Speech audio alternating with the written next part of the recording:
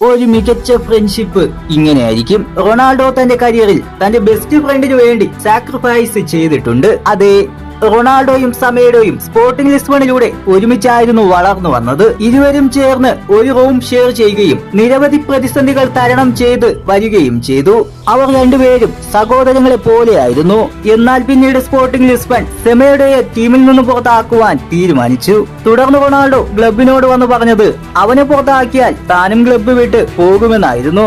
Sporting ലിസ്ബണിന് അറിയാമായിരുന്നു Ronaldo ഒരു star ആയിട്ട് മാറുമെന്നത്. അതോടെ ക്ലബ്ബ് ഇരുവരെയും നിലനിർത്തുവാൻ തീരുമാനിച്ചു.